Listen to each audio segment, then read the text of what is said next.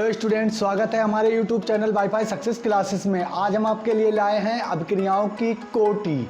तो अभिक्रियाओं की कोटि के बारे में कैसे ज्ञात करेंगे और क्या होती है अभिक्रिया की कोटि, किस बात से हम निर्भर करते हैं अभिक्रिया की कोटि। और पिछले वीडियो में हमने बता दिया था कि अभिकारक अणुओं की सांद्रता परिवर्तन कितने अभिकारक अणुओं की सांद्रता में परिवर्तन हो रहा है उतने ही अभिक्रिया की कोटि कहलाती है। कहते हैं अभिकारक अणुओं की सांद्रता या उत्पाद की सांद्रता पद की घात अभिक्रिया की कोटि कहलाती है। तो अब सबसे पहले आपके सिलेबस में है दो कोटियां, पहली है शून्य कोटि की अभिक्रिया और दूसरी है प्रथम कोटि की अभिक्रिया। तो शून्य कोटि की अभिक्रिया आपका पहला टॉपिक है और इसके बारे में चर्चा करते हैं। लिखा है वह अभिक्रिया जिसकी दर अभिकारक या उत्पाद, या तो अभिकारक की सांद्रता में परिवर्तन होगा या उत्पाद अणु की सांद्रता पद की घात पर निर्भर नहीं करती है। यानी कि अभिक्रिया में अभिकारक अणुओं या उत्पाद में कोई भी सांद्रता में परिवर्तन नहीं होता है।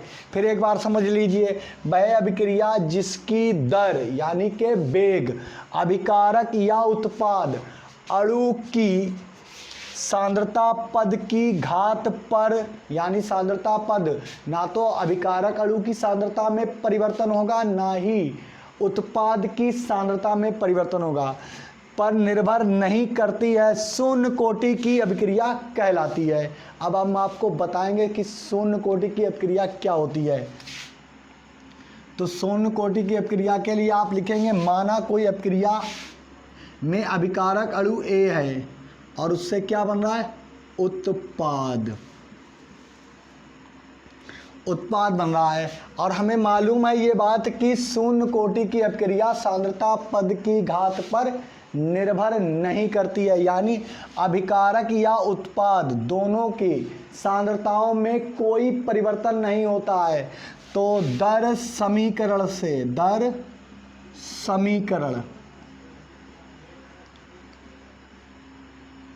नियम से, दर समीकरण नियम क्या होता है, dx/dt प्रोपोर्शनल होता है, या बोलें R प्रोपोर्शनल, यहाँ पर ऐसे भी लिख सकते हैं R प्रोपोर्शनल, यानी कि दर प्रोपोर्शनल होती है अभिकारक या उत्पाद, तो यहाँ पर लिख देंगे A। और चूंकि इसकी सांद्रता में कोई परिवर्तन नहीं होता, जब किसी अभिकारक अणु की सांद्रता में कोई परिवर्तन नहीं होता तो उसकी घात शून्य होती है। कितनी होती है, शून्य होती है। तो ये हो जाती है अभिक्रिया की कोटि शून्य। तो यहाँ पर हम लिखेंगे, यहाँ से वेग का भी मान मालूम हो जाएगा। तो R बराबर आपको हमने बताया था कि दर होता है अभिकारक अणु की सांद्रता में परिवर्तन dx और अभिक्रिया में लगा समय। तो R के स्थान पर आप लग लेंगे dx/dt, प्रोपोर्शनल का निशान हटाएंगे और K लाएंगे और घातें हो जाएंगी 0, क्योंकि अभिकारक अणु से बनने वाले उत्पाद में दोनों में सांद्रताओं में कोई परिवर्तन नहीं हो रहा है, नो चेंज। कोई सांद्रता, ना किसी की सांद्रता बढ़ती है ना ही किसी की सांद्रता घटती है, चाहे अभिकारक से उत्पाद बने या उत्पाद की सांद्रता में कोई परिवर्तन ना आए। तो ये हो जाता। और जब किसी की घात या खुद पर 0 लगा लो तो उसका मान होता है 1, सदैव 1। इस बात को आप याद रखेंगे कि किसी अभिक्रिया में कोई भी पदार्थ हो या कोई भी चीज़ हो या कोई भी वैल्यू हो, वो चाहे मैथ की ही क्यों ना वैल्यू हो, तो उसमें अगर घातें लग जाती है आपकी 0, शून्य लग जाती है, तो उसका मान सदैव 1 होता है। तो क्या हो जाएगा, dx/dt बराबर K × 1। तो ये हो जाती है शून्य कोटि की अभिक्रिया का K मान। अब हम बताते हैं आपको, प्रयोगों द्वारा ज्ञात करने पर कुछ अभिक्रियाएं प्रथम कोटि की प्राप्त हुई हैं। कैसे, तो यहाँ पर एक लाइन जोड़ेंगे। अब इसको समझ गए होंगे, शून्य कोटि की अभिक्रिया की सांद्रता पद की घात पर निर्भर नहीं करती है। तो यहाँ पर आप लिख देंगे आपका क्या, देखिए प्रयोगों द्वारा ज्ञात करने पर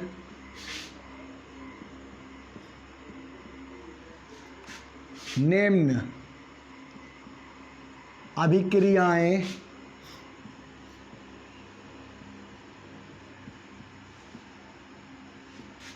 शून्य कोटि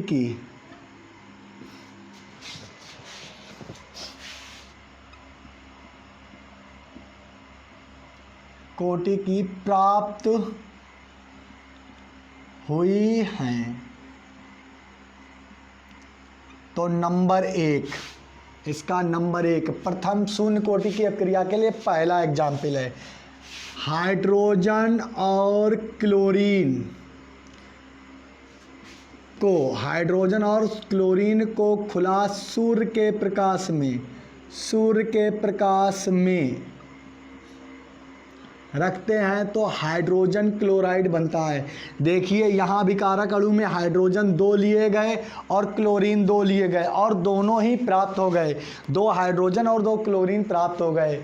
तो इसमें अभिक्रिया में उत्पाद की सांद्रता में कोई परिवर्तन नहीं हुआ। जो अभिकारक अणु हमने लिए थे 2 हाइड्रोजन और 2 क्लोरीन, ये क्या है आपके दोनों अभिकारक अणु।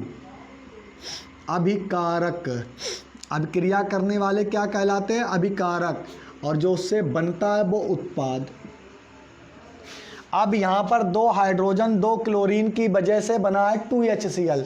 अगर ये मान लिया अगर HCl बनता तो आपका 1 हाइड्रोजन और 1 क्लोरीन में कमी आ जाती, उत्पाद तो आपका HCl ही बनता, लेकिन सांद्रता में परिवर्तन हो जाता, यानी कि हाइड्रोजन और क्लोरीन की दोनों की मात्रा कम प्राप्त होती, तो अभिक्रिया की सांद्रता में परिवर्तन हो जाता। तो यह अभिक्रिया और 2 अभिकारक अणु है तो कहलाता क्या? 2 कोटि की अभिक्रिया, लेकिन इसकी सांद्रता में कोई परिवर्तन नहीं हुआ, तो ये प्रथम कोटि की अभिक्रिया कहलाती है। जब हाइड्रोजन और क्लोरीन को सूर्य के प्रकाश में मिक्स करते हैं तो बहुत तीव्रता से हाइड्रोजन क्लोराइड बनता है। अब द्रव्यमान, सक्रिय द्रव्यमान या दर समीकरण से, दर समीकरण आप जानते ही हैं, पिछले वीडियो में बताया है। दर समीकरण नियम से, दर समीकरण नियम क्या होता कि शून्य कोटि की अभिक्रिया में अभिक्रिया की दर अभिकारक या उत्पाद की सांद्रता पर निर्भर नहीं करती है। तो यहाँ पर उत्पाद आपका प्राप्त हुआ तो क्या होगा? R प्रोपोर्शनल, और क्वेश्चन में लिख देंगे उत्पाद।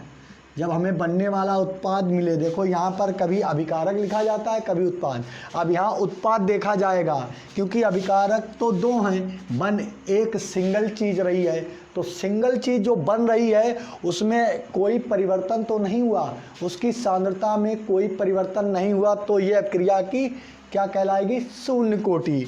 तो यहाँ पर R को हटाएंगे तो R बराबर होगा K इंटू, और A उत्पाद आपका क्या है? HCl, और इसकी घातें क्या हो जाएंगी? 0, क्योंकि इसकी सांद्रता में कोई परिवर्तन नहीं हुआ। तो R बराबर होता है K इंटू 1, और R की जगह पर लिख सकते हैं dx/dt बराबर K। आई वही वैल्यू, ये हमें ज्ञात करना पड़ेगा, dx/dt। तो ये पहली अभिक्रिया हो गई है, जो पहला एग्जाम्पल है कि हाइड्रोजन और क्लोरीन को सूर्य के प्रकाश में रखते हैं तो इसकी अभिक्रिया, इसकी सांद्रता में कोई परिवर्तन नहीं होता है, अतः अभिक्रिया शून्य कोटि की प्राप्त होती है। अब आपको दूसरा एग्जाम्पल इसी में बताते हैं, दूसरी अभिक्रिया शून्य कोटि की कौन सी होगी। देख लीजिए, नंबर 2, अमोनिया NH3 का विद्युत विसर्जन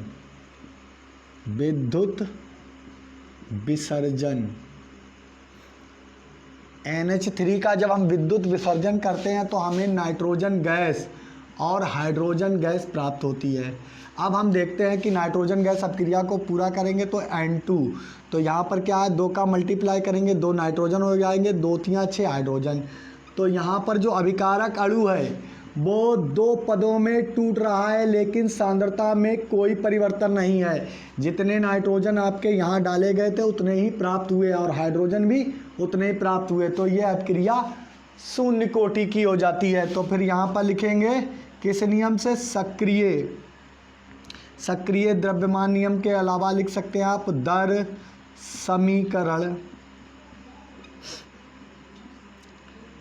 समीकरण नियम से।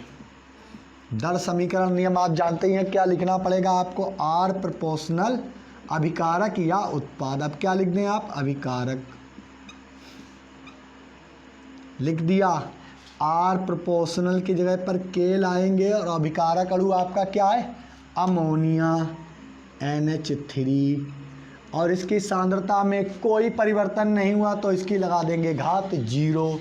तो यहाँ पर आर की जगह पर आप क्या लिख सकते हैं, dx/dt, और जिसकी घातें 0 हो जाती हैं उसका मान होता है सदैव 1, तो k × 1। तो यहाँ पर लिख सकते हैं dx/dt k। ये देखिए प्राप्त हुई शून्य कोटि की अपक्रिया का k वेग स्थिरांक, यानी कि शून्य कोटि की अपक्रिया में अभिकारक अणु की सांद्रता या उत्पाद की सांद्रता में कोई भी परिवर्तन नहीं होता है। कि कहते हैं कि शून्य कोटि की अपक्रिया में, या बोलेंगे वह रासायनिक अपक्रिया जिसकी दर अभिकारक या उत्पाद की सांद्रता परिवर्तन की घात पर निर्भर नहीं करती है, शून्य कोटि की अपक्रिया कहलाती है। ये आपको हमने आप 2 एग्जाम्पल बता दिए। अब प्रथम कोटि की अपक्रिया, अब आपका टॉपिक होगा प्रथम कोटि की अभिक्रिया।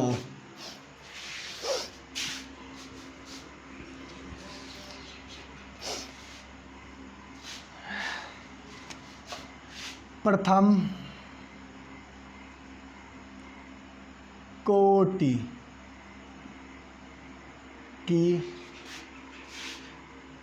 अभिक्रिया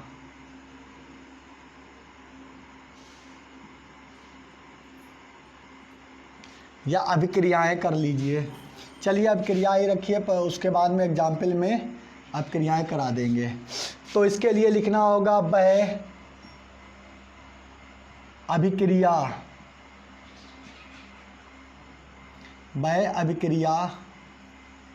जिसकी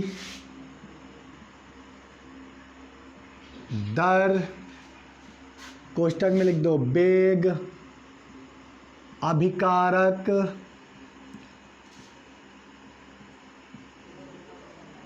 अब आपकी प्रथम कोटि की अपक्रिया है तो कह रहा है वह अपक्रिया जिसकी दर या वेग, अभिकारक या कोष्ठक में लिख देंगे आप उत्पाद की भी सांद्रता में परिवर्तन होगा, उत्पाद की सांद्रता में परिवर्तन अभिकारक या उत्पाद अणु की सांद्रता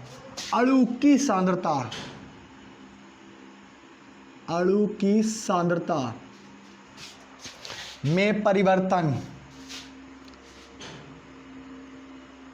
अभिकारक परिवर्तन, सांद्रता में परिवर्तन एक घात पर निर्भर करती है। प्रथम कोटि की अपक्रिया कहलाती है, प्रथम कोटि की अभिक्रिया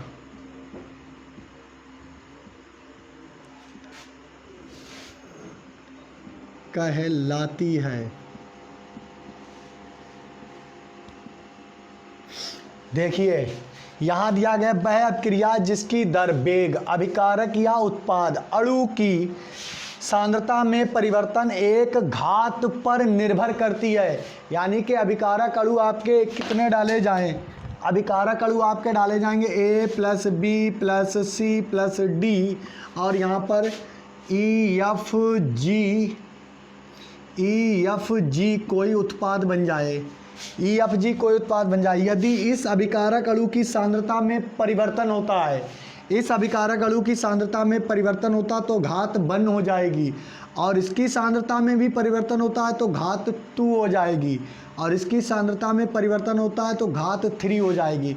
यहाँ पर कह रहा वह, समझ लीजिए, वह अभिक्रिया जिसकी दर, यानी अभिक्रिया होने की स्पीड, वेग, तो बोलेंगे वह अभिक्रिया जिसकी दर, वेग, अभिकारक उत्पाद, अभिकारक की सांद्रता या उत्पाद की सांद्रता, देखिए किसी की सांद्रता में भी परिवर्तन हो जाएगा। अभिकारक या उत्पाद अणु की सांद्रता में परिवर्तन एक घात पर निर्भर करती है, प्रथम कोटि की अपक्रिया कहलाती है। तो किस घात पर निर्भर करेगी? केवल एक अभिकारक अणु पर, और यहाँ पर जो होगी वो दूसरा अभिकारक अणु में अगर परिवर्तन होता है, देख लीजिए हम आपको एक बिल्कुल देसी भाषा में समझाते हैं। आप यहाँ पर ले लीजिए पेंसिल, यहाँ पेन, यहाँ रबर, तो क्या होगा? 3 चीज़ें हैं। अगर हम पेंसिल चलाएंगे तो वो घिसेगी, पेंसिल की अपक्रिया। यदि आप पेंसिल को ऐसे ही यूं ही घुमा रहे हैं, जैसे ये मार्कर चला रहे हैं, तो इसकी इंक क्या हो रही है? लॉस हो रही है, ख़त्म हो रही है। तो पेंसिल की सांद्रता, यानी कि पेंसिल घिसती जाएगी, एक समय ऐसा आएगा पेंसिल नष्ट हो जाएगी और छोटे छोटे कणों में विभाजित हो जाएगी, कुछ लिखने पर कापी पर उसका रह जाएगी कालिख और बाकी रह जाएगी। अगर इसकी पेंसिल की सांद्रता में परिवर्तन होता है तो इससे बनने वाला क्या बनेगा? कोयला, कचड़ा और लकड़ी का बुरादा, ये बनेगा। तो ये पूरा कोयला प्राप्त होता है तो क्या होगा? सांद्रता में परिवर्तन नहीं हुआ। जो लकड़ी, कोयले से और बीच में ग्रेफाइट से बनाई गई पेंसिल पूरी मात्रा में प्राप्त होगा। यदि थोड़ा बहुत भी उसमें से इधर उधर चला गया तो सांद्रता में परिवर्तन हो गया। अब क्या होगा? पेन इसी हिसाब से, तो ये एक की सांद्रता में परिवर्तन, एक घात लगा देते हैं। पेन हमने चलाते रहते, फिर वो फेंक देते हैं, डैमेज हो जाता, ख़राब हो जाता, उसकी इंक ख़त्म हो गई। इंक भी तो एक पार्टिकल्स है, उसका अंग है पेन का, क्योंकि बिना पेन के, इंक के कोई पेन नहीं होता। तो इंक जब ख़त्म हो जाएगी तो उसकी सांद्रता में भी परिवर्तन हो जाए। इंक चली गई, पेन रह गया, तो उसकी सांद्रता में परिवर्तन हो गया।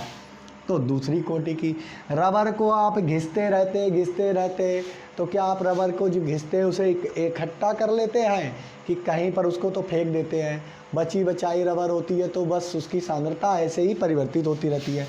तो आपको ये देसी एग्जाम्पल समझाने के लिए था। जैसे पेंसिल है, आपने उसको छीलते रहते, छीलन बेकार कर दी, इकट्ठी भी कर रहे हैं तो बेकार के काम की है। आप कॉपी पर लिखते जाते हैं लेकिन बहुत सी चीज़ें ज़्यादा मात्रा में डैमेज करते जाते हैं। तो एक समय ऐसा आता पेंसिल ख़त्म हो जाती है, जितनी मात्रा में पेंसिल थी उतनी आपको प्राप्त नहीं होती है। ऐसी अपक्रिया क्या कहलाती है? प्रथम कोटि की अपक्रिया कहलाती है।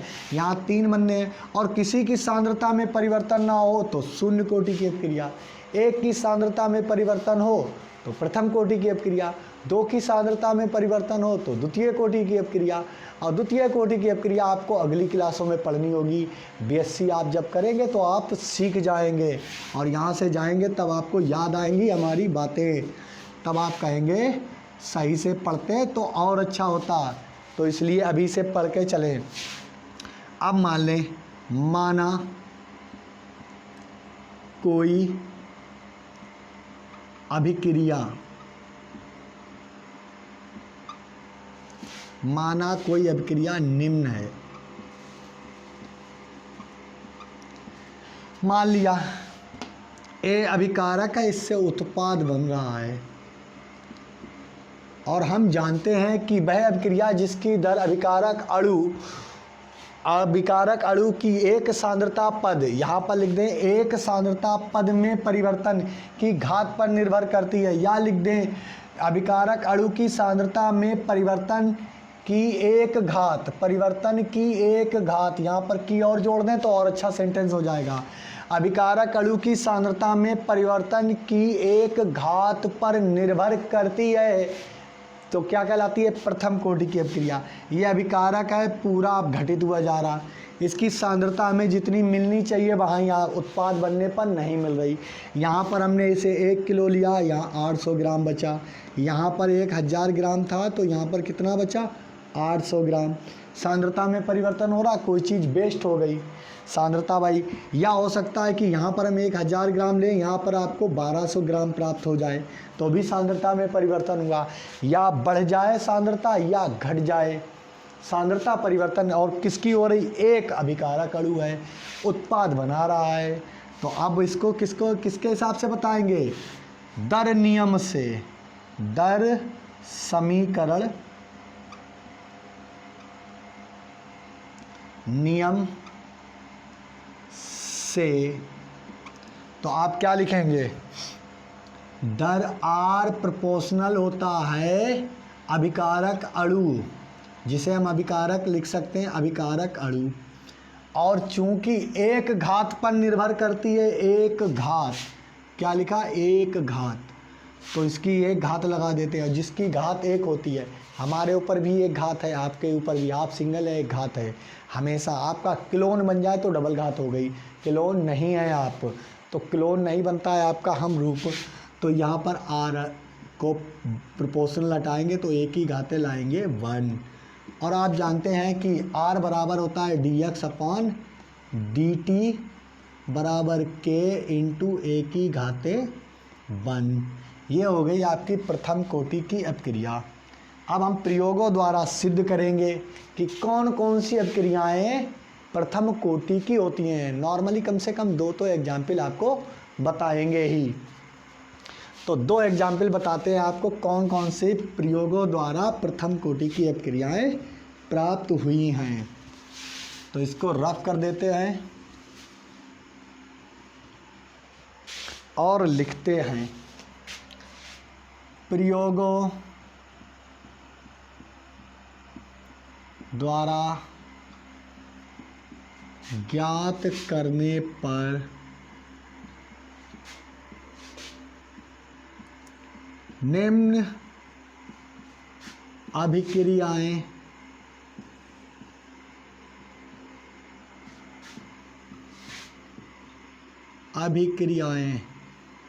प्रथम कोटि की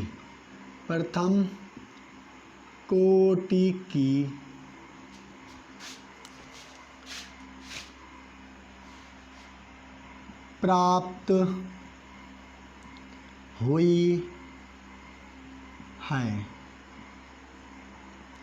तो प्रथम कोटि की कैसे कौन कौन सी अपक्रियाएं प्राप्त हुई हैं। नंबर 1, शर्करा का जल अपघटन कराने पर ग्लूकोज और फ्रक्टोज बनता है। शर्करा का जल अपघटन कराने पर ग्लूकोज और फ्रक्टोज बनता है, जिसमें जल की मात्रा स्थिर रहती है। पहले से ही उसमें जल मौजूद होता है, इसलिए उसकी जल की मात्रा स्थिर होती है। और एक अभिकारक अणु शर्करा की सांद्रता में परिवर्तन आ जाता है, जिससे ग्लूकोज और फ्रक्टोज बनते हैं, जिससे कार्बन की भी संख्या बदल जाती है। देख लीजिए अब C12H22O11, इसका हम जल अपघटन कराएंगे H2O से। एंजाइम होगा इनवर्टेज एंजाइम होगा। अब इसको मिलाने पर जब शर्करा का जल अपघटन कराया जाता है तो 2 ही चीज़ें बनाती। इसका मतलब है ये आपका शरबत बनकर तैयार हो गया, ये H2O। तो 2 हाइड्रोजन इसमें जोड़िए 24 हो जाएंगे, एक ऑक्सीजन को यहाँ पर ऐड करेंगे तो 12 हो जाएंगे। तो बनाएंगे C6H12O6 प्लस C6H12O6। तो यहाँ पर क्या बन गया आपका, एक बन गया आपका ग्लूकोस, एक आपका बन गया फ्रक्टोस। फार्मूले समान हैं, लेकिन ये है एल्डोहेक्सोस और ये है कीटोहेक्सोस। ये अलग बात है, इसको लेने से आपको ज़्यादा एनर्जी प्राप्त होगी क्योंकि ये 38 एटीपी देता है और ये 2 एटीपी देता है, जो आपकी काइनेटिक गतिज ऊर्जा होती है आपको चलाने वाली, जिससे आप दिन भर वर्क करते हैं, पढ़ते हैं, लिखते हैं, खाते हैं, पीते हैं, चलते हैं, कूदते हैं। तो ये ग्लूकोज ज़्यादा एनर्जी देता है और ये फ्रक्टोज है इतनी एनर्जी नहीं देता है। मीठी शर्करा सबसे ज़्यादा फ्रक्टोज ही होती है। तो यहाँ पर देख लीजिए, अब इस अभिक्रिया में जल परमानेंट होता है। देखिए H2O यहाँ से निकल सकता है, तो जल की सांद्रता स्थिर होती है। तो किसकी सांद्रता अब घटित हो रही, यहाँ कार्बन 12 थे, लेकिन क्या हो गया, यहाँ पर ग्लूकोज का एक अणु अलग बना और फ्रक्टोज का अलग। कारण है यहाँ कार्बन जो थे वो 2 भिन्न भिन्न अणुओं में टूट गए। कोई ऐसी चीज़ बनती जिससे इसकी सांद्रता परिवर्तित ना होती। अब यहाँ हाइड्रोजन की मात्रा भी बढ़ गई, यहाँ हाइड्रोजन 22 थे और 2 मिलकर 24 हो गए। जल तो स्थिर रहा लेकिन दूसरे का मामला बिगाड़ गया। तो किसका मामला बिगड़ा है, शर्करा का। तो शर्करा की सांद्रता में परिवर्तन आ जाता है, लेकिन इसकी जल की सांद्रता में कोई परिवर्तन नहीं आता। ये अभिक्रिया प्रथम कोटि की होगी। शर्करा की सांद्रता में परिवर्तन आ जाता है क्योंकि शर्करा की सांद्रता अब घटित हो जाती है।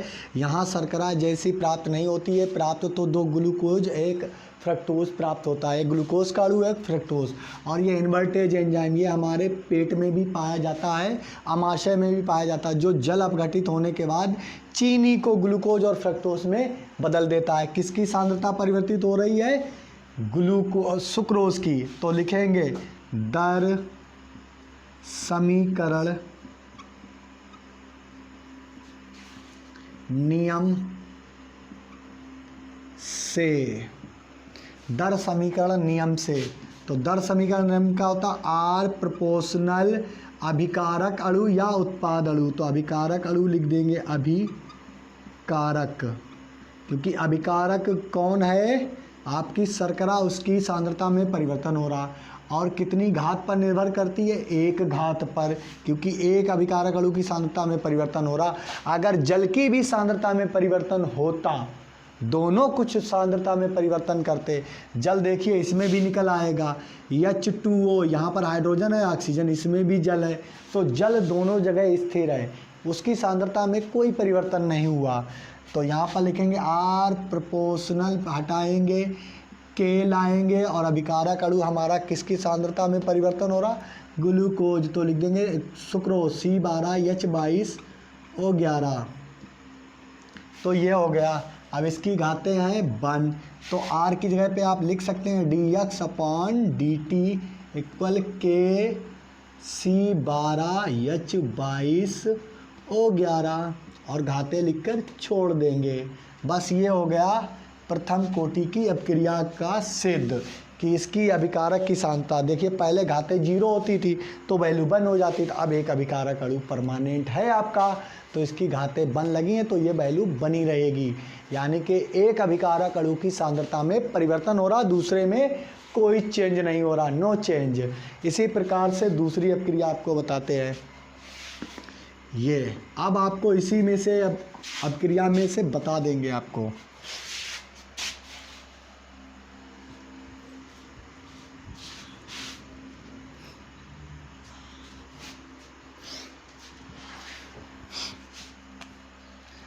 तो यहाँ पर लिखेंगे N2O5, नाइट्रोजन पेंटाऑक्साइड ले लीजिए, तो ये बनाएगा N2NO बन जाएगा। तो यहाँ पर ऑक्सीजन की मात्रा हो जाएगी कितनी, 2 दूनी 4, तो आगे बढ़ा लेंगे नाइट्रोजन पेंटाऑक्साइड को नाइट्रोजन डाइऑक्साइड कर लीजिए और यहाँ पर निकाल दीजिए ऑक्सीजन 2O2, हो गया आपका नाइट्रोजन पेंटाऑक्साइड। ये देखिए ये प्रथम कोटि की अभिक्रिया है। कितने अभिकारक अणु हैं, 1, नाइट्रोजन पेंटाऑक्साइड N2O5। यहाँ पर क्या बना है, नाइट्रस ऑक्साइड यानी नाइट्रिक ऑक्साइड, नाइट्रस ऑक्साइड नहीं नाइट्रिक ऑक्साइड N2O। तो यहाँ पर N2O बना है। अब नाइट्रोजन के साथ ऑक्सीजन है लेकिन किसकी मात्रा अब घटित हो जा रही है, ऑक्सीजन की अधिक मात्रा में अपघटित हो रही है। यहाँ पर ऑक्सीजन के कितने अणु प्राप्त हो रहे थे? 5 थे। किससे जुड़े थे? नाइट्रोजन से। पहले अब कितने जुड़े हैं? ये नाइट्रोजन पेंटा ऑक्साइड था, ये नाइट्रोजन मोनो ऑक्साइड है, जिसे नाइट्रिक ऑक्साइड भी कहते हैं। अब यहाँ पर ऑक्सीजन की संख्या कितनी हो गई है? Nitrous oxide, sorry nitric oxide nitrous oxide बोलते हैं। और यहाँ पर ये ऑक्सीजन 4 अणु सांद्रता में परिवर्तन किए जा रहे हैं। पहले नाइट्रोजन को 5 अणु में ऑक्सीजन मिल रही थी, अब कितनी मिल रही है? 1 अणु में। और यहाँ पर कितने उड़ गए हैं? बाहर हो गए। इसकी सांद्रता में 4 अणु का परिवर्तन खत्म हो गया। या फिर यहाँ से ऑक्सीजन बिल्कुल ही हट जाती, लेकिन ये नाइट्रोजन मोनोऑक्साइड बना रहा। तो यहाँ पर कितने ऑक्सीजन कम हो गए? 4। पहले कितने जुड़े थे? 2। तो नाइट्रोजन पेंटाऑक्साइड में ऑक्सीजन की सांद्रता अपघटित हो जाती है। किससे होती है? नाइट्रोजन पेंटाऑक्साइड से। तो ये कितने कोटि की अपक्रिया है? एक अकेला अभिकारक अणु है, उत्पाद 2 हिस्सों में बन रहा है। बनता उत्पाद तो कोई बात नहीं थी, एक अकेला अभिकारक अणु है तो इसकी सांद्रता पद की घात 1 हो जाएगी। यहाँ पर प्राप्त होनी चाहिए थी पूरी वैल्यू। कितनी? पूरी वैल्यू, क्योंकि ऑक्सीजन या तो बिल्कुल ना होती तो यहाँ पर जुड़ी होती। तो अब इसके लिए हम कैसे बताएंगे? दर समीकरण से। दर समीकरण नियम से।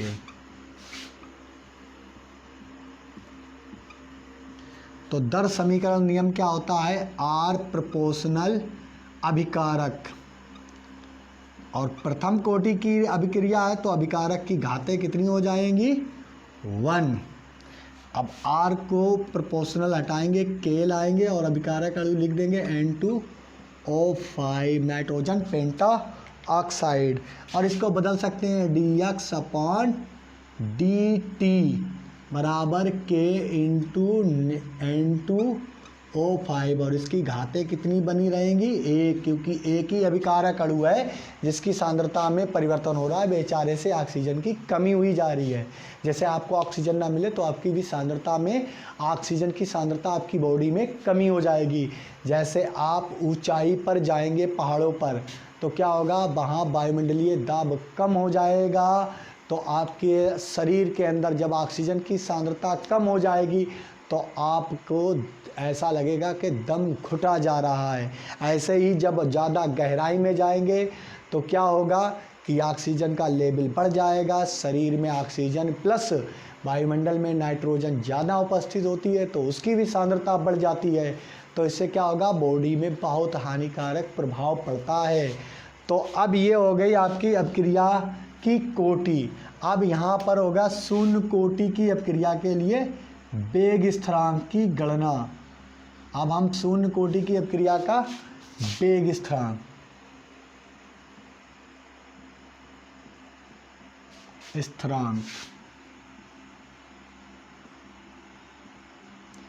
के का मान निकालेंगे, के की गणना कर देंगे। तो यहाँ पर इसको रब करके पूरी ही बात लिख देते हैं। वैसे लिखा होता है ज़्यादातर, मोस्टली आपको बुक्स में मिलेगा शून्य कोटि की अपक्रिया का वेग स्थिरांक। तो हमने यहाँ पर लिख दिया शून्य कोटि की अपक्रिया का वेग स्थिरांक। अब इसको निकालेंगे। तो स्टूडेंट, शून्य कोटि की अपक्रिया के लिए वेग स्थिरांक के की गणना करनी है।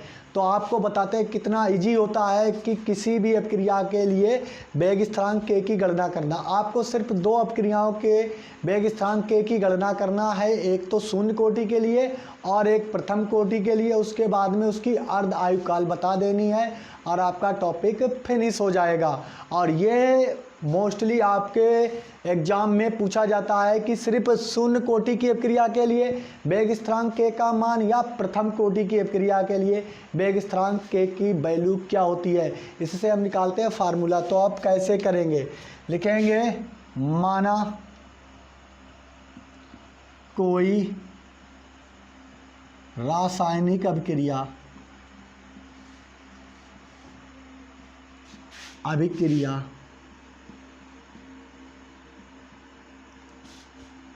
निम्न है,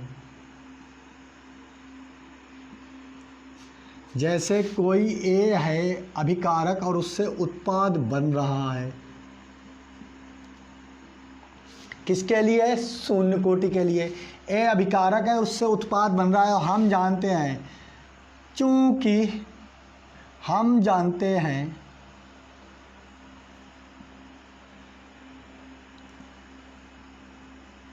कि शून्य कोटि की अभिक्रिया, शून्य कोटि की अभिक्रिया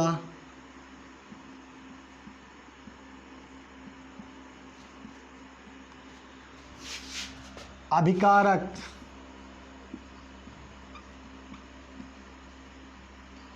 शून्य कोटि की अभिक्रिया में, शून्य कोटि की अभिक्रिया में अभिकारक या उत्पाद की सांद्रता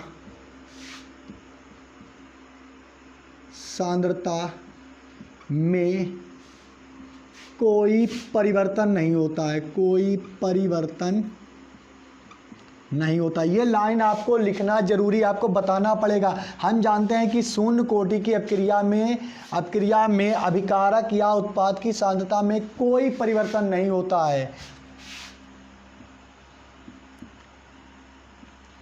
है। तो अब लिखेंगे आपको क्या? अतः, आगे लिख देंगे अतः अभिकारक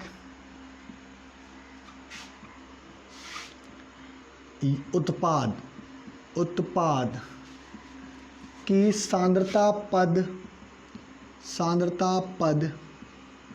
की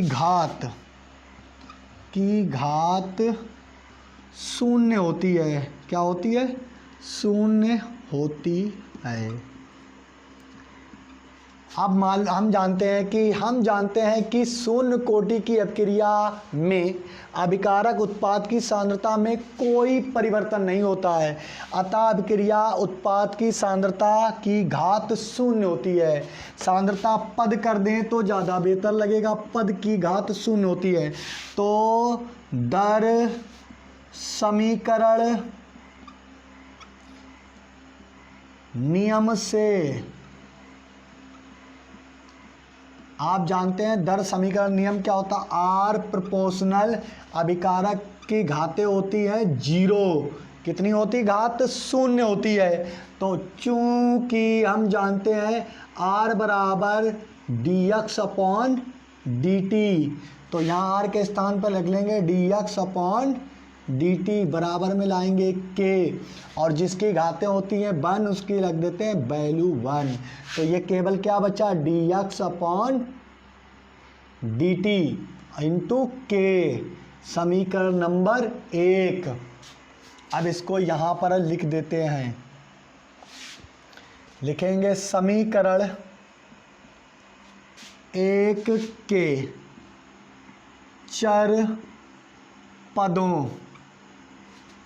को पृथक करने पर, तो समीकरण 1 है, इसके चर पदों को यानी कि dt को इधर ले जाएंगे और k को इधर ले आएंगे। जो चर पद हैं, जो टाइम होता है वो हमेशा चर पदों में होता है, और k को किधर ले आएंगे? इस तरफ ले जाएंगे। इसको इसमें आपस में चेंज कर लेंगे, k इधर चला जाएगा और dt इधर आ जाएगा। तो समीकरण आपका बन जाएगा dx अपॉन k। क्योंकि हम समय का समाकलन नहीं करते हैं तो यहाँ पर हो जाएगा बराबर dt। तो अब लगा देंगे समाकलन के निशान और समीकरण नंबर हो जाएगा 2। लिखेंगे एक लाइन, समीकरण 2 का समाकलन करने पर, जब हम समीकरण 2 का समाकलन करेंगे, समीकरण 2 का समाकलन करेंगे, ये d इस किसको? x को d को खा लेगा, तो यहाँ पर d से d का डिवाइडेशन हो जाएगा, d इस d को ख़त्म कर देगा।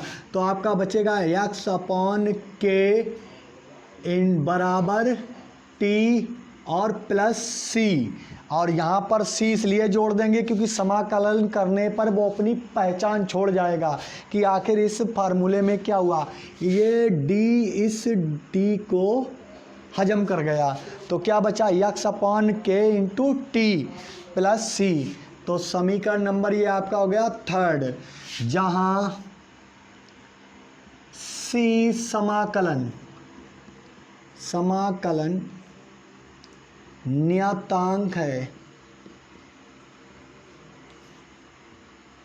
तो क्या बचेगा आपका, x अपॉन के बराबर टी। अब इसको हमें के की वैल्यू में लाना है, तो ये x को आप सही से लिख लें, नहीं तो आप कहेंगे x नहीं लिख के बताया। तो ये k बराबर हो जाएगा k बराबर x अपॉन टी। ये आपका हो जाएगा वेग स्थिरांक k। शून्य कोटि की अपक्रिया के लिए बराबर होता k बराबर x अपॉन टी। इतना आपको करने के लिए 4 अंक प्राप्त होंगे। 4 अंक का ये प्रश्न आता है कि शून्य कोटि की अपक्रिया का वेग स्थिरांक k की गणना कीजिए। तो आप जानते हैं, माना कोई रासायनिक अपक्रिया निम्न है, ए अभिकारक है, उत्पाद बन रहा है। और हम एक इतनी सी बात और जानते हैं शून्य कोटि की अपक्रिया से, हम जानते हैं कि शून्य कोटि की अपक्रिया में अभिकारक उत्पाद की सांद्रता में कोई परिवर्तन नहीं होता है। अतः अभिकारक उत्पाद की सांद्रता पद की घात क्या होती, शून्य रख दी, और जिसकी घात शून्य हो जाती है उसका मान 1 होता है। और के बराबर क्या हो जाएगा, यहाँ पर जब चर पदों को पृथक करेंगे तो डी टी इधर आ जाएगा, के इधर, क्योंकि समय का समाकलन किया जाता है, नहीं कर पाते हैं तो फिर इधर उधर चेंज कर देते हैं पदों को। इधर डी टी ले आया, के को यहाँ कर दिया, समाकलन किया तो इस डी ने इस डी को खा लिया, एक्स अपॉन के बचा टी।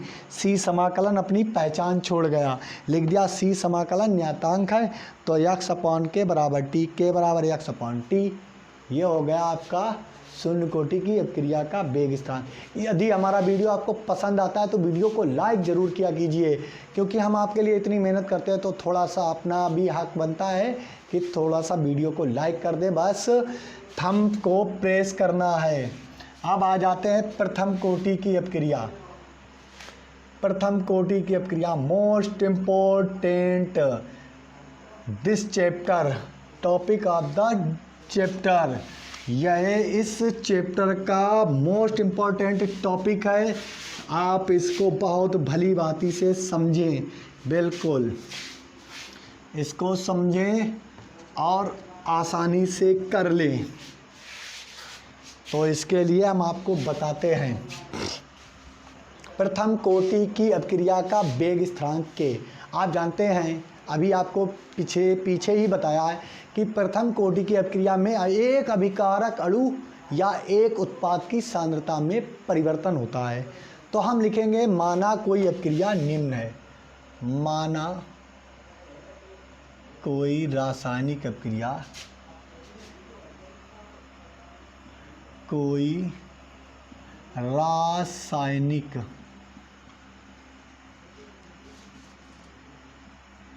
अभिक्रिया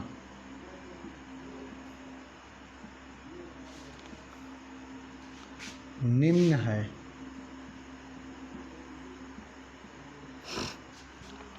जैसे ए अभिकारक है, उससे क्या बन रहा है आपका उत्पाद, क्या बन रहा, उत्पाद। तो इसमें सक्रिय द्रव्यमान अणु का नियम भी लगाया जाएगा, क्योंकि आपको मालूम होता है कि प्रारंभ में लिखेंगे, प्रारंभ में ए बराबर होता है पूरा 100%। कोई भी देखिए काम करेंगे, आपको पेंसिल ही छीननी है, तो जब आप उसको नई लेकर आएंगे दुकान से खरीद के, तो वो पूरी 100% होगी, क्योंकि उस पर हमने कोई भी इरेजर नहीं चलाया है, शॉर्पनर नहीं चलाया है किसी भी समय के लिए, 1-2 सेकेंड के लिए भी नहीं चलाया। तो टी बराबर 0, तो लिखेंगे टी समय बाद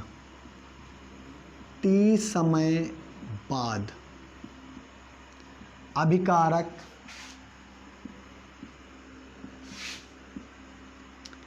जो सांद्रता है वो कितनी, अभिकारक ए की सांद्रता है ए, स्मॉल ए है, अभिकारक का तो नाम ए है लेकिन उसकी सांद्रता का नाम स्मॉल ए है। तो t समय बाद अभिकारक ए की सांद्रता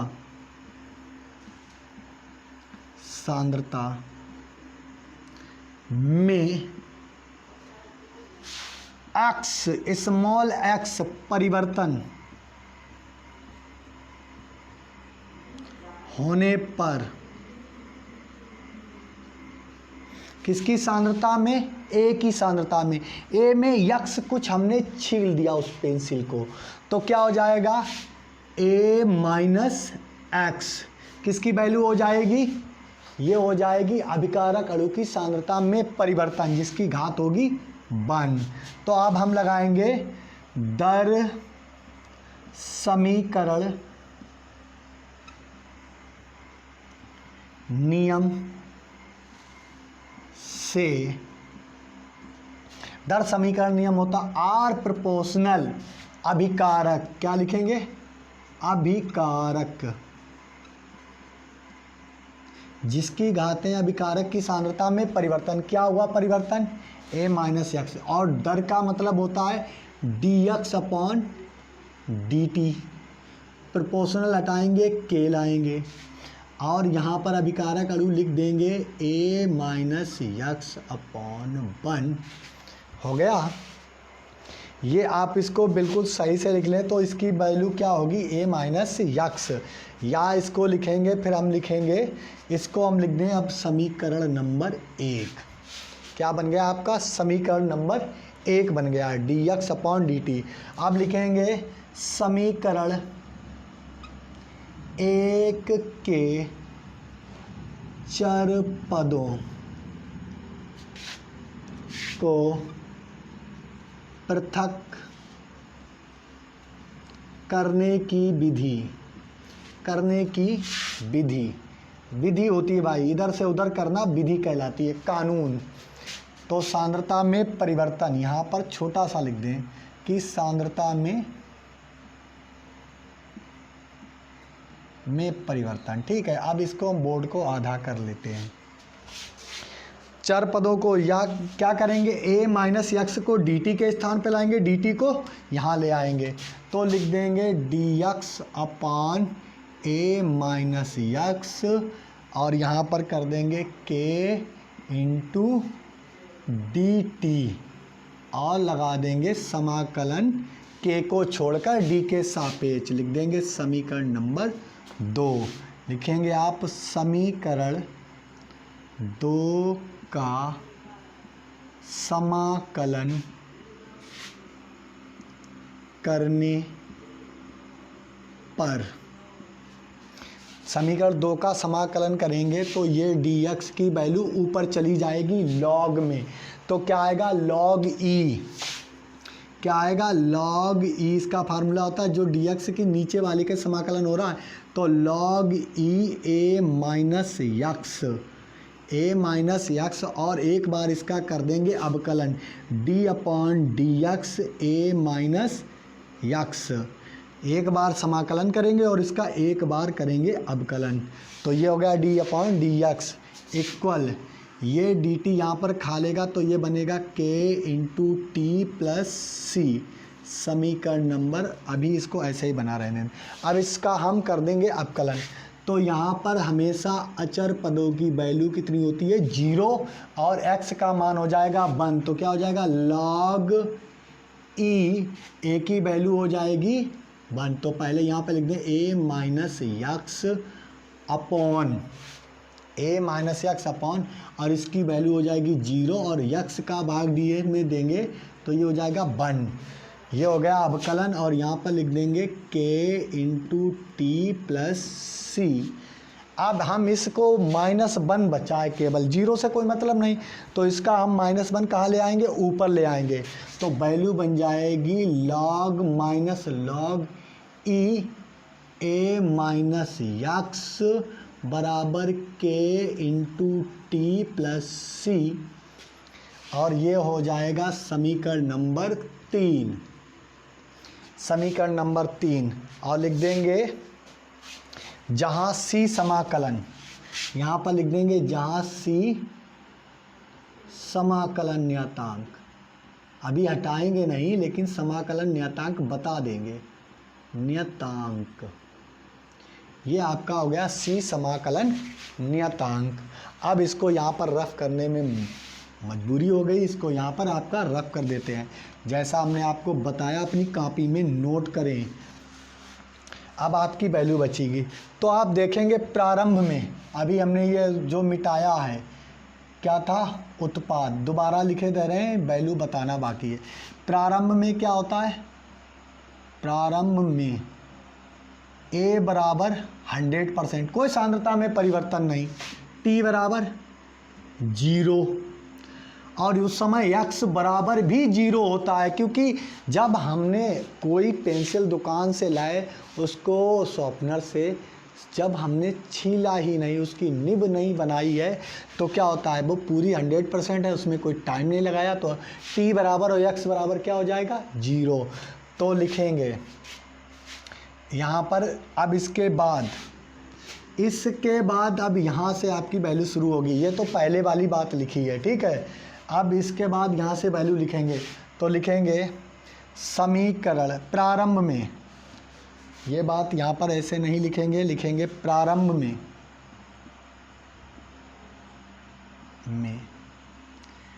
t बराबर 0 बा x बराबर 0 होता है।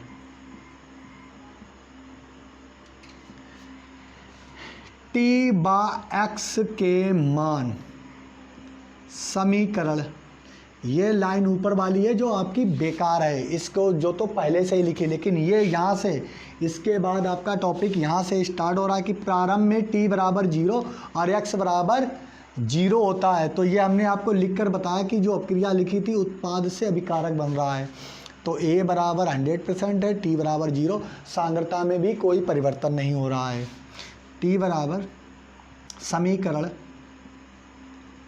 3 में रखने पर, रख दीजिए समीकरण 3 में मान, क्या है समीकरण 3, लॉग, इसको नीचे वाला रख किए देते हैं, log a minus x, a minus x है, तो यक्स की वैल्यू कितनी है आपकी 0, तो यहाँ पर रख देंगे 0 बराबर k इंटू मल्टीप्लाई t, समय आपका कितना है प्रारंभ में 0 प्लस c, समीकरण नंबर, अभी इसको हल कर लेते हैं, तो बचेगा माइनस लॉग a बराबर c, क्या बचेगा minus log a plus c लिख दें या बराबर c बचेगा, क्योंकि 0 तो a में से 0 घटने से कोई नहीं, और 0 का मल्टीप्लाई किसी में हो जाता उसकी वैल्यू 0 हो जाती, तो यहाँ पर प्लस c बचेगा। समीकरण नंबर 4। अब लिखेंगे आप समीकरण 4 का मान, समीकरण या बोलेंगे c का मान, यहाँ में समीकरण 4 का मान या c का मान, या लिखेंगे ऐसे c का मान समीकरण 3 में, ये c का ही तो मान है, log माइनस log a, समीकरण 3 में रखने पर समीकरण लिख लीजिए 3, c का मान रख रहे हैं, ये c का मान, तो minus log e a minus x बराबर k इंटू टी प्लस सी, कहाँ पर है c, यहाँ पर है। ये समीकरण नंबर आपका 3 दोबारा लिख दिया, अगेन रख दिया। अब हम इसमें c का मान यहाँ पर रख दें, तो इसको हम यहाँ से ही रब कर दें, और c का मान क्या है माइनस लॉग a, क्या है माइनस लॉग a, c के स्थान पर रख दिया। अब इसको हम सही से बना लेते हैं, आगे रफ करते हैं यहाँ से, ये तो आप सीख ही गए हैं। ये लीजिए, ये रफ कर दिया, ये समीकरण 3 में मान रख दिया, तो आपकी वैल्यू आई लॉग a। अब हम kt को इधर ले आते हैं और a माइनस यक्स को इधर लाते हैं और ये पलट जाएगा, तो ये काय की वैल्यू है माइनस की, तब हम लाएंगे log k इंटू टी बराबर के इधर ले आए, क्योंकि ये प्लस की इधर वैल्यू गई, और इस log a माइनस यक्स को इस तरफ ले जाएंगे प्लस के निशान के इस तरफ, तो इसकी वैल्यू माइनस में ही रहेगी, और log a थोड़ा सा एक कदम आगे बढ़ेगा तो ये प्लस में हो जाएगा। तो ये हो जाएगा log e a minus log a minus x हो जाएगा। देख लीजिए आप, ये माइनस की वैल्यू है, अगर बराबर के ठीक निशान के बाद यहाँ पर आती तो धनात्मक हो जाती, लेकिन हम एक कदम आगे ले गए, किसके स्थान पर, माइनस log a के, इसको खिसका दिया इधर एक कदम, तो ये प्लस की हो गई और ये माइनस की हो गई। अब हम इसको यहाँ पर ले जाते हैं, तो लाते हैं k बराबर स्मॉल k बराबर, तो अब आप जानते हैं log a minus log b बराबर होता है, log a minus log b बराबर होता है log a अपॉन b, यानी कि जो log a है और log a माइनस x है, इसको हम एक log में बटे में लिख सकते हैं, तो log a minus log b बराबर होता है log a अपॉन b। तो इसको हम रफ करके इसको इस प्रकार से बना लेते हैं, तो ये हो जाएगा आपका k इंटू टी, तो ये हो जाएगा log e a अपॉन, क्योंकि log इसमें कॉमन हो जाएगा, ये a ऊपर चला जाएगा, a माइनस एक्स की वैल्यू यहाँ पर ले जाए।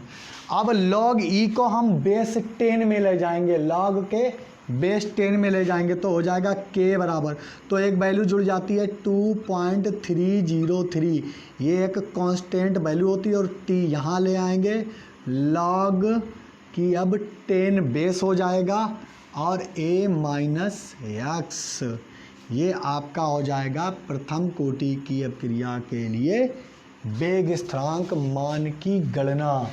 किसकी? वेग स्थिरांक। यही होता है जब log बेस e से बेस 10 मिलाते हैं तो इतनी वैल्यू का मल्टीप्लाई कर देते हैं 2.303 का। ये आपका हो गया प्रथम कोटि की अपक्रिया के लिए वेग स्थिरांक।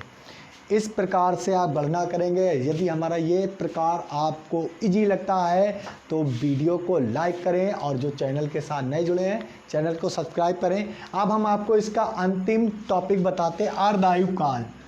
अर्धायु काल भी ज्ञात कराएंगे आपको। बस इसके बाद आपका टॉपिक खत्म करते हैं। अर्धायु काल बताते हैं। किसकी अर्धायु काल? जीवन का अर्धायु काल। टॉपिक है अपना थोड़ा सा मिट गया। अर्ध आयु काल। अर्धायु काल माना कोई अपक्रिया क्या है? माना कोई रासायनिक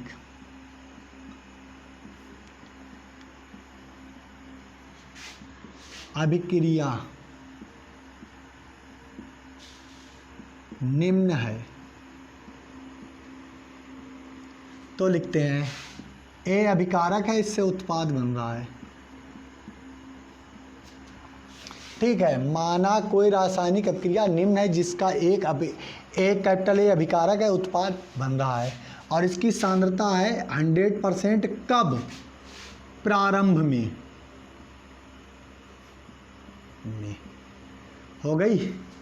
और t बराबर 0 है तो यह सांद्रता परिवर्तन भी 0 है। x मतलब होता है सांद्रता में परिवर्तन। तो आप लिखेंगे t हाफ समय बाद, यानी कि अभिक्रिया में आधा ही काम करेंगे। जितने में अभिकारक की सांद्रता पूर्ण परिवर्तित होती है उसका आधा समय देंगे। यानी 1 घंटे में अभिक्रिया होती है तो 30 मिनट देंगे, 30 मिनट में होती है तो 15 मिनट देंगे, 20 मिनट में होती है तो 10 मिनट का काम देखेंगे। तो t हाफ समय बाद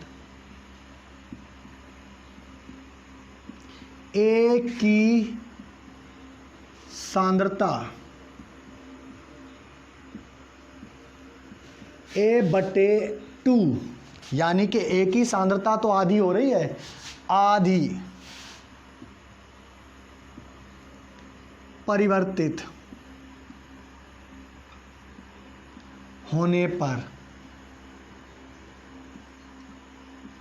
तो लिखेंगे किस नियम से? प्रथम कोटि के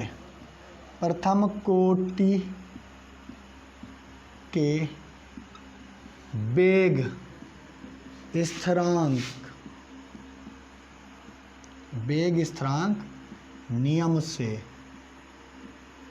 प्रथम कोटि का वेग स्थिरांक क्या होता है? के बराबर अभी ज्ञात क्या? 2.303 upon T log base 10 a बटे a माइनस एक्स। और ये सांद्रता परिवर्तन है। क्या है? सांद्रता परिवर्तन, और लिख दें परिवर्तन। और सांद्रता परिवर्तन को हम यक्स से बताते हैं। यक्स की वैल्यू कितनी है? a/2। कितनी है? a/2। अब हम मान रख देंगे k बराबर 2.303। समय कितना दिया आपने? t½ log 10a। प्रारंभ में सांद्रता कितनी थी? पूरी a। और उसके बाद में किससे घटी? a की सांद्रता x, सांद्रता परिवर्तन x कितनी हो गई? आधी, a/2। तो x की वैल्यू कितनी हो गई? a/2। अब इसका हम क्या ले लें? एलसीएम। एलसीएम लेंगे तो क्या बनेगी वैल्यू? तो बनेगी k बराबर 2.303 अपॉन t½ ये आपका t½ हो गया। ठीक है। अब लॉग बेस 10 a बटे, यहाँ पर क्या हो जाएगा? 2 का मल्टीप्लाई करेंगे तो 2a माइनस a अपॉन 2। इतना आप इंटरमीडिएट के जानते हैं, ये भिन्न हो गई क्योंकि लघुत्तम लेंगे तो यहाँ पर एक बार भाग जाएगा, 1 का भाग 2 में 2 बार जाएगा और ये 2 ऊपर चले जाएंगे। 2a में से 1 घटा दीजिए तो k बराबर 2.303 अपॉन t½ और लॉग बेस 10, ये 2 ऊपर चले जाएंगे तो 2a अपॉन a, क्योंकि 2a में से 1 घट जाएगा और इसका मल्टीप्लाई ऊपर हो जाएगा। a से a कैंसिल, बचा क्या आपका?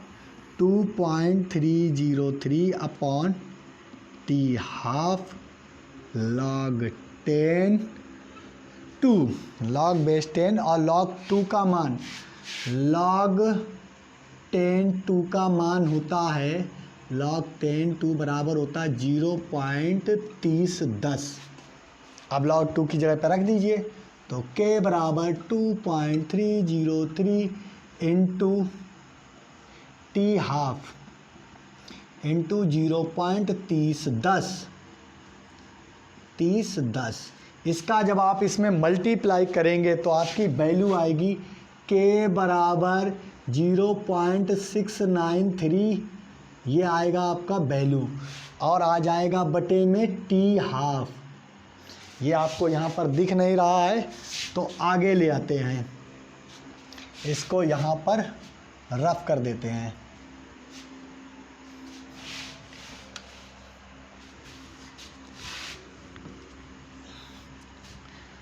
तो इस वैल्यू को उठाकर कहाँ लाते हैं? यहाँ पर। तो k बराबर आपका कितना है? 2.303 इंटू t½ मल्टीप्लाई है 0.3010 का। इसका इसमें मल्टीप्लाई करेंगे तो आप करके देखेंगे तो आपको वैल्यू मिलेगी 0.693 अपॉन t½ आएगा। और हमें किसका चाहिए? t½ को इधर ले आए तो हो जाएगा 0.693। आप अपनी बुक से भी मैच कर सकते हैं, ये आ जाएगा जब आप इसका इसमें मल्टीप्लाई करेंगे। तो ये हो गई आपकी प्रथम कोटि की अपक्रिया की अर्धायु काल। यदि हमारा वीडियो आपको पसंद आए तो वीडियो को लाइक करें, और जो चैनल से नए जुड़े हैं वो चैनल को सब्सक्राइब कर लें। पढ़ते रहें, मुस्कुराते रहें। धन्यवाद।